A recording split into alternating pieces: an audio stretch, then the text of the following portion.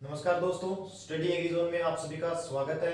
मैं राजेंद्र सुथार नए एग्रीकल्चर की वीडियो के साथ में। तो जैसा कि आप सभी को बताया था कि इससे पहले अपनी गायों की नस्लें थी उसका डिस्कशन अपने कर चुके हैं। उसके बाद में आज आपका जो गाय की नस्लें इसका लास्ट पार्ट रहेगा। तो उससे पहले मैंने कुछ इंपॉर्टेंट क्वेश्चन लिए हैं जो एग्जाम की दृष्टि से काफी महत्वपूर्ण रहते हैं, ठीक है। और ये काफी एग्जाम्स में पूछे भी हुए हैं। तो जो भी अपने टॉपिक करेंगे उसको सबसे पहले क्लियर कर लेंगे, उसके बाद में उसके क्वेश्चन है वो भी अपने डिस्कस करते रहेंगे ताकि आपको एग्जाम्स के अंदर डायरेक्ट वही क्वेश्चन मिलेंगे। तो यह मेरी कोशिश रहेगी कि जितने भी आपके क्वेश्चन चाहे जेट में आए, आईसीआर में, बीएचयू में या फिर एग्रीकल्चर सुपरवाइजर में आए, सारे क्वेश्चन आपको मिल जाए, ठीक है। तो सबसे पहले ये कुछ क्वेश्चन है, आप इसको आराम से देख लो ताकि आप इनके बारे में अपने डिस्कस करने में आपको आसानी रहे। आप इसका स्क्रीनशॉट ले सकते हो, बाद में इसे अपने कॉपी में राइट कर सकते हो, ठीक है। कुछ क्वेश्चन है जैसे उसका डिस्कशन अपने शुरू करते हैं, आप इसको बाद में नोट करते रहना। सबसे पहले मेरा क्वेश्चन है कि गाय की कौन सी नस्ल को मिनिएचर नाम से जाना जाता है। और मैं ये भी कह सकता हूं कि विश्व में गाय की ऐसी कौन सी नस्ल है जो सबसे छोटी है या छोटे आकार की है। तो विश्व में गाय की सबसे छोटी नस्ल कौन सी होनी है? सीरी रहेगी, गंगातीरी रहेगी, डांगी रहेगी या बेंचोर रहेगी। तो आप सभी को आंसर होना चाहिए बेंचोर। बेंचोर है वो गाय की क्या है? सबसे छोटी नस्ल है जी, ठीक है। यह मुख्यतः पहाड़ी क्षेत्र के अंदर पाई जाती है। उसके बाद में दूसरे क्वेश्चन की बात करते हैं कि गाय व भैंस की औसत आयु कितनी होती है, वर्षों में आपको बतानी है। यानी गाय है और भैंस है, उसकी औसत आयु कितनी होती है, उम्र कितनी होती है। और मैंने एक नस्ल भी बताई थी जिसकी क्या है, आयु सबसे ज्यादा होती है गाय के अंदर, ठीक है। तो इसका आंसर होगा कि गाय की जो औसत आयु होती है वो सबसे ज्यादा किसकी या कितनी होती है? 10 से 13 वर्ष होगी? नहीं होती जी। 15 से 18 वर्ष ये भी नहीं है। 18 से 20 वर्ष यह भी नहीं होती, ठीक है। तो गाय की जो औसत आयु अपने बात करें एवरेज की, वो रहती है 20 से 23 साल, ठीक है। तो अपना आंसर होगा डी, 20 से 23 साल। और गाय की मैंने नस्ल बताई थी आपको जर्सी, जो क्या है सबसे ज्यादा मतलब आयु वाली होती है गायों के अंदर, ठीक है। और उसकी अन्य विशेषता भी मैंने बताई थी कि इसका माथा कैसा होता है? तस्तरीनुमा होता है। वह बहुत कम समय में युवावस्था में आ जाती है, यानी ब्यात सबसे कम उम्र में होता है। सबसे ज्यादा फैट भी जर्सी में पाई जाती है। ये डिस्कस अपने इससे पहले जो क्लास थी उसमें कर चुके हैं। अगर उसका देखना है ज्यादा डिस्क्रिप्शन तो आप पिछले क्लास में जा सकते हो। इसके बाद में बात करते हैं तीसरे क्वेश्चन। तीसरे क्वेश्चन में है कि उत्तरी पश्चिमी राजस्थान में, यानी कि जो राजस्थान का उत्तरी पश्चिमी भाग है, वहां गाय की कौन सी नस्ल पाई जाती है। तो कौन सी होती है? राठी होती है, कांकरेज होती है, साहिवाल होती है या गिर होती है। तो दोस्तों राजस्थान के अंदर जो अपना उत्तरी पश्चिमी भाग है वहां पे गाय की राठी नस्ल पाई जाती है। कौन सी? राठी। इसकी भी मैंने विशेषता बताई थी। राजस्थान की कामधेनु कहते हैं, रंग ईंट जैसा लाल होता है, ठीक है। 3 वे क्रॉस होता है, 3 का क्रॉस होता है। और प्रजनन सेंटर बताया था मैंने नोहर हनुमानगढ़ में। इसके बाद में अगले क्वेश्चन की अपने बात करते हैं 4 नंबर क्वेश्चन की कि दक्षिणी पश्चिमी राजस्थान में गाय की कौन सी नस्ल पाई जाती है। तो कौन सी? कांकरेज, राठी, गिर या साहिवाल। तो दोस्तों इसका आंसर होगा कांकरेज। दक्षिणी पश्चिमी राजस्थान में तो कांकरेज नस्ल पाई जाएगी। और सीधा आपसे पूछ लिया जाए कि पश्चिमी राजस्थान में कौन सी नस्ल होती है, यानी जो अपना पश्चिमी राजस्थान है तो वहां पे गाय की थार पारकर नस्ल पाई जाती है। पश्चिमी राजस्थान में तो थार पारकर और दक्षिणी पश्चिमी राजस्थान में कौन सी नस्ल होगी? कांकरेज। और यही अगर पूछ लिया जाए कि जो अपना दक्षिणी पूर्वी मध्यवर्ती राजस्थान है वहां पे कौन सी नस्ल पाई जाती है, ठीक है। तो वहां पे दक्षिणी जो अपना पूर्वी मध्य राजस्थान है, पूर्वी मध्य राजस्थान, तो पूर्वी मध्य राजस्थान के अंदर पाई जाती है गाय की गिर नस्ल, गाय की गिर नस्ल। तो ये आप इनको ध्यान रखना, चारों क्वेश्चन इंपॉर्टेंट है कि उत्तरी पश्चिमी में कौन सी है, दक्षिणी पश्चिमी में कौन सी है। पश्चिमी में थार पारकर है और जो दक्षिणी पूर्वी मध्यवर्ती राजस्थान है उसमें अपनी गिर गाय की नस्ल पाई जाती है। इसके बाद में 5वें क्वेश्चन की अपने बात करते हैं कि गिर गाय की जो नस्ल है उसको ब्राजील में किस नाम से जाना जाता है जी। ये मोस्ट इंपोर्टेंट क्वेश्चन है क्योंकि आपको पता है, विदित है, मैंने ये भी बताया था क्लास में कि देसी गाय है, भारतीय गाय है, उनकी बहुत ज्यादा वैल्यू मानी जाती है, उपयोगिता मानी जाती है विदेशों के अंदर। क्यों? क्योंकि उनका दूध भी बढ़िया होता है, वह अन्य उपयोग हेतु भी बढ़िया होती है। क्यों? क्योंकि 2 प्रकार का दूध होता है, एक होता है A1 मिल्क, एक होता है A2 मिल्क। यानी कि भारतीय गाय का दूध होता है A2 मिल्क जो कि रोग प्रतिरोधक क्षमता बढ़ाने वाला होता है। इसके बाद में अन्य जो पोषक तत्व वगैरह होते हैं वो विदेशी गाय की तुलना में ज्यादा रहते हैं भारतीय गाय के दूध में। इसीलिए गाय का जो पंचगव्य अपने कह सकते हैं उपयोग में लिया जाता है, क्योंकि हर दृष्टि से गाय महत्वपूर्ण है। तो विदेशों में सबसे ज्यादा ब्राजील देश है वो अपनी गाय क्या है लेके जा रहा है, ठीक है। तो उस देश में गिर नस्ल को किस नाम से जानते हैं? तो उसका आंसर क्या है? बाह्य वाह होगा, नहीं होता ये। बाह्यमान होता है, ये भी नहीं होता। बाह्यमान, ठीक है ना, और या भारतीय गाय। तो इन चारों ऑप्शन में से कौन सा होता है? जो 3 नंबर ऑप्शन आपका बाह्यमान, ठीक है ना, बाह्यमान। आपको स्पष्ट दिखाई नहीं दे रहा तो बाह्यमान में दोबारा लिख देता हूं, बाह्यमान। तो इस नस्ल से क्या है जो अपनी गिर नस्ल है उसको कहां पे जानते हैं? ब्राजील देश के अंदर, ठीक है। इसके बाद में छठा क्वेश्चन है कि ग्रे और व्हाइट सिंधी नाम से गाय की कौन सी नस्ल जानी जाती है? ग्रे और व्हाइट सिंधी के नाम से गाय की साहिवाल नस्ल जानी जाती है, हरियाणवी जानी जाती है, थार पारकर जानी जाती है, या कांकरेज? तो दोस्तों इसमें आंसर होगा आपका थार पारकर। जो 3 नंबर ऑप्शन है, थार पारकर गाय को थारी नाम से भी जानते हैं, मलानी नाम से भी जानते हैं। मैंने बताया था लास्ट क्लास में कि थार पारकर को एक तो थारी नाम से भी जाना जाता है, दूसरा मलानी नाम से भी जाना जाता है, उसके अलावा ग्रे सिंधी और व्हाइट सिंधी नाम से भी जाना जाता है। इसके बाद में अपने बात करते हैं नेक्स्ट क्वेश्चन की कि गाय की किस नस्ल में नाक रोमन प्रकार की होती है? ठीक है, नाक रोमन प्रकार की। आपने रोमन प्रकार की नाक विशेषता बकरियों की पढ़ी होगी, भेड़ की पढ़ी होगी, मुझे लगता है गाय की कभी नहीं पढ़ी, ठीक है ना। तो गाय की नस्ल जिसमें नाक रोमन प्रकार की होती है वो कौन सी होती है? थार पारकर रहेगी, हरियाणवी रहेगी, राठी रहेगी, या कांकरेज रहेगी? वो नस्ल होगी आपकी कांकरेज, ठीक है। क्योंकि मैंने कांकरेज में बताया था इसकी नाक उभरी हुई होती है और पलकों पर क्या पाई जाती है? सलवटें पाई जाती है, ठीक है। तो एक संज्ञा दे दी गई कि रोमन प्रकार की नाक है वो गाय की किस नस्ल में पाई जाती है? वो पाई जाती है कांकरेज के अंदर। इसके बाद में बात करते हैं भारत की प्रथम गाय की नस्ल जो संकर है, क्रॉस से तैयार हुई थी। भारत की पहली कौन सी नस्ल थी? तो सुनंदिनी, टेलर, जरसिंधी, या सभी, ठीक है। तो इसका आंसर होना चाहिए आपका टेलर, जो कि क्या है? पटना की लोकल नस्ल से तैयार की गई है, ठीक है ना। तो ये अपने इंपॉर्टेंट रहेगा। इसके बाद में 9 नंबर क्वेश्चन है कि गाय की किस नस्ल को बनियार नाम से जाना जाता है? तो मैंने आपको क्लास में भी बताया होगा कि गाय की कौन सी नस्ल है जिसको बनियार नाम से जानते हैं। तो अमृतमहल ये तो नहीं होगी, क्यों? क्योंकि यह तो अपने सरल व शांत स्वभाव के लिए जानी जाती है और सबसे बढ़िया भारवाही नस्ल है। हरियाणवी, इसकी क्या विशेषता थी? इसके सींग स्टंप प्रकार के थे और यह सबसे बढ़िया द्विकाजी नस्ल थी। इसके बाद में थूथन का रंग गहरा काला था, तो ये भी नहीं है, दोनों नस्लें नहीं है। तो इसके बाद में कांकरेज, ठीक है। तो कांकरेज जो गाय की नस्ल है उसको बनियार नाम से जाना जाता है।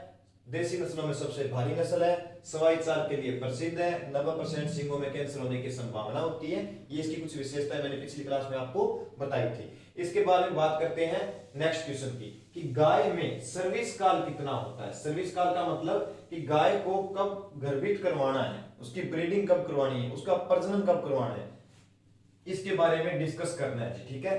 तो आपको मैंने 2-3 चीजें पहले भी बताई थी कि गाय के अंदर जो दुग्ध काल होता है, गाय का दूध काल कितने दिन का होता है? गाय में दुग्ध काल या दूध काल कितना होता है? 305 दिन बताया था। उसके बाद मैंने कहा था गाय का शुष्क काल यानी ड्राई पीरियड होता है कितना? 60 दिन। ये दोनों दिनों में है, ठीक है। तो इनका आशय क्या हुआ कि 60 दिन तक तो अपने क्या है ब्याने से 60 दिन पहले दूध निकालना बंद कर देते हैं, उसे कहते हैं शुष्क काल, यानी गाय का दूध को सुखाना, ठीक है। दूध काल मतलब वो कितने समय दूध देती है, ठीक है, ब्याने के बाद में नेक्स्ट समय तक, ठीक है। और ये है कि सर्विस काल यानी कि ब्याह के पश्चात या काविंग के पश्चात कब उसमें सर्विस करवानी है या मेटिंग करवानी है, ठीक है। तो सर्विंग करवाना कहते हैं, ठीक है। तो कितने दिन बाद? 65 से 70 दिन, 80 से 85 दिन, 92 से 97 दिन और 90 से 95 दिन। तो इसके अंदर आपका आंसर कौन सा होना चाहिए? न तो ए होगा, न सी होगा, न डी होगा, इसका आंसर होगा आपका बी। यानी जब 80 से 85 दिन ब्याह के बाद में हो जाते हैं तब गाय में क्या है? सर्विस करवानी पड़ती है, उसकी मेटिंग करवानी पड़ती है, उसका प्रजनन करवाना पड़ता है, ठीक है। तो वो होता है सर्विस काल। तो दोस्तों इन सभी क्वेश्चन को एक बार आप स्क्रीनशॉट ले लो इन आंसर का, ताकि आपको क्वेश्चन में इंपॉर्टेंट रहते हैं और आपको इसकी हेल्प हो जाए।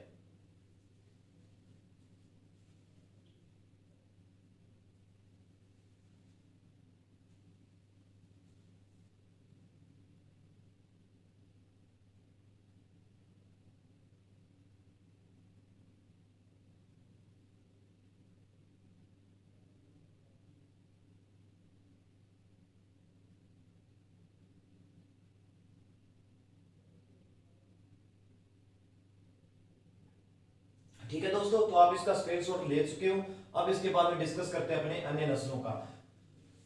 अन्य नस्लों की बात करें तो अपने सबसे पहले पढ़ी थी गाय की जो देसी नस्लें थी, उसमें 3 प्रकार थे, तीनों का प्रकार पढ़ लिया था। उसके बाद में दूसरा डिस्कस अपने किया था विदेशी गायों का। ठीक है, विदेशी गाय में कौन कौन सी इंपॉर्टेंट थी वो अपने सभी डिस्कस कर ली थी।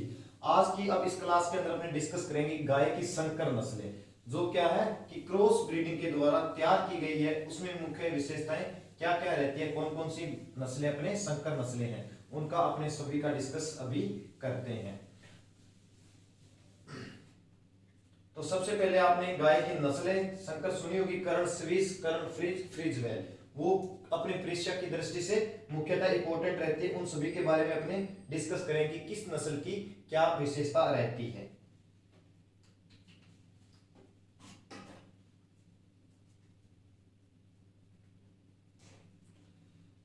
तो गाय की संकर नस्लें हेडिंग है, गाय की संकर नस्लें, संकर नस्लें। सबसे पहले बात करते हैं अपने कर्ण स्विस, कर्ण स्विस। दूसरी बात करते हैं अपने कर्ण फ्रीज की, कर्ण फ्रीज। तीसरी बात करते हैं फ्रीजवेल की, फ्रीजवेल। ये मुख्यतः 3 क्रॉस ब्रीड है जो अपने लिए बहुत ही ज्यादा इंपॉर्टेंट है। इसमें से क्वेश्चन पूछेगा कि जो कर्ण स्विस है वो किसका क्रॉस है, कर्ण फ्रीज है वो किसका क्रॉस है, या फ्रीजवेल है वो किसका क्रॉस है। तो दोस्तों इसको समझने के लिए मैं आपको कुछ एक सिंपल सा मेथड देता हूं जिसे आप कभी भूलोगे नहीं। जब बात आएगी इन तीनों नस्लों की, कर्ण स्विस, कर्ण फ्रीज, फ्रीजवेल, तीनों नस्लों की जैसे बात आए तो आपके माइंड में पहला क्वेश्चन ये आ जाना चाहिए कि इन तीनों नस्लों में से सबसे ज्यादा गाय की दुधारू नस्ल या दूध देने वाली नस्ल कौन सी है, फ्रीजवेल है। इन तीनों के अंदर सबसे ज्यादा दूध कौन सी देती है, फ्रीजवेल गाय देती है। ठीक है, तो फ्रीजवेल तीनों में से सबसे ज्यादा दूध देती है, सर्वाधिक दूध कौन सी देती है, फ्रीजवेल है। अब अगर इन तीनों में से फ्रीजवेल सबसे ज्यादा दूध देती है तो ये किसका क्रॉस हो सकती है। तो इसके लिए आपको फिर माइंड में एक क्वेश्चन और आना चाहिए कि विश्व की सबसे ज्यादा दूध देने वाली गाय की नस्ल मैंने कौन सी बताई थी आपको, HF, होल्स्टीन फ्रीजियन। मैंने पीछे जब नस्लें करवाई है विदेशी नस्लें, उसमें एक बात बताइए कि विश्व की सर्वाधिक दूध देने वाली गाय की नस्ल कौन सी है, HF है। ठीक है, और भारत के अंदर सबसे ज्यादा दूध देने वाली गाय की नस्ल कौन सी बताई थी मैंने, साहीवाल, साहीवाल। तो ये किसका क्रॉस हुई, फ्रीजवेल सबसे ज्यादा दूध देती है तो विश्व में सबसे ज्यादा दूध देती है HF, भारत में देती है साहीवाल। तो ये बन गई इस दोनों के क्रॉस से। अब देखो दो चीज और बच गई, ये किसका क्रॉस है। फिर इसके लिए फिर आप एक फंडा माइंड में रखना, इन तीनों नस्लों में दो तो आपको यूज करनी है, उपयोग में लेनी है HF नस्ल, और दो ही आपको उपयोग में लेनी है भारतीय नस्ल यानी साहीवाल। ठीक है, यहां तक समझ में आपके आ गया होगा। यानी तीनों नस्लों में दो तो क्रॉस किसके साथ करेगी, मतलब HF है वो भारतीय गायों के साथ, और दो ही साहीवाल है वो किसके साथ क्रॉस करेगी, विदेशी गायों के साथ में। तो ये तो अपना क्लियर हो गया भाई किसका, HF और साहीवाल का क्रॉस है।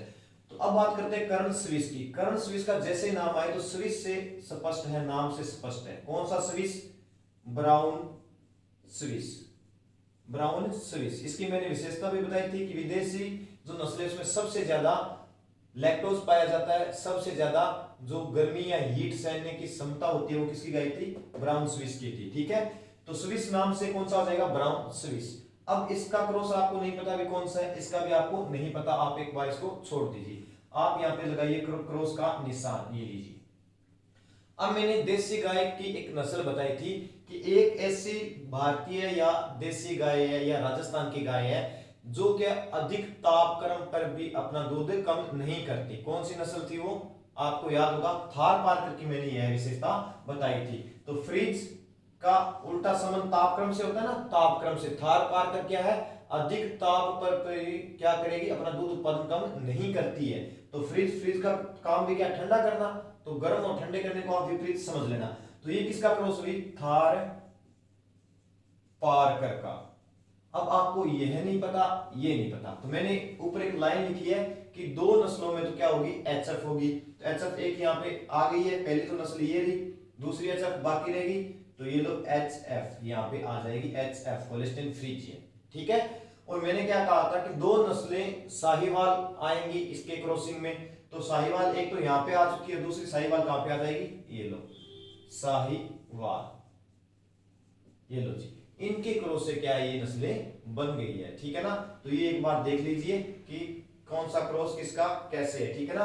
अब बात करते हैं ये कहां से विकसित है। तो ये तो विकसित थी जो अपने फ्रिजवेल की बात करें तो ये तो मेरठ से विकसित है, मेरठ, ठीक है। उसके बाद में कर्ण स्विस, कर्ण फ्रिज, ये दोनों कहां से विकसित की गई है, ये की गई है जी NDRI करनाल हरियाणा से डेवलप की गई है, विकसित की गई है। ये भी आपको याद रखना पड़ेगा, ये विकसित है NDRI, ठीक है ना, करनाल, करनाल, करनाल से विकसित है। और करनाल की स्थापना मैंने बताई थी आपको 1955 की, करनाल की स्थापना, ठीक है ना, करनाल की स्थापना 1955 में मैंने बताई थी आपको। तो ये कुछ अपने इंपॉर्टेंट क्रॉस ब्रीड थी। इसके अलावा कुछ क्रॉस ब्रीड और है, उसका अपने अध्ययन करते हैं। जैसे एक आती है जरसिंधी, जरसिंधी, जरसिंधी जो गाय की नस्ल है, नाम से स्पष्ट है, जर्सी और सिंधी से डेवलप है। तो ये किसी हुई, जर्सी का क्रॉस है किसे, सिंधी से। कौन सी सिंधी, लाल सिंधी से। और ये लाल सिंधी है, ये कहां, मतलब जर्सी है, ये कहां से विकसित की गई थी, इलाहाबाद से, इलाहाबाद से, ठीक है। इसके बाद मैंने एक क्वेश्चन लिखा है कि भारत की पहली जो संकर नस्ल थी कौन सी थी, टेलर थी। तो टेलर किसका क्रॉस है, टेलर, टेलर जो गाय की नस्ल है वह क्रॉस है जी short horn bull, short horn bull का क्रॉस है किसके साथ है, कि जो अपने पास में पटना, पटना की देसी नस्ल, पटना की देसी नस्ल, पटना की देसी नस्ल से, ठीक है। तो टेलर जो भारत की पहली संकर गाय थी वो किसके क्रॉस से बनी हुई है, शॉर्ट हॉर्न बुल और पटना की देसी नस्ल से विकसित की गई है। इसके बाद में एक और नस्ल आती है जो इंपॉर्टेंट रहती है अपने लिए, आपने नाम सुना होगा सुनंदनी, सुनंदनी जो गाय की नस्ल है,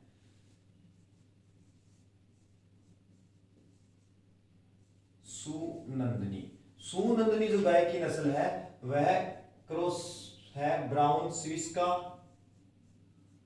और केरल की जो देसी नस्ल है, केरल की देसी नस्ल से, देसी नस्ल से।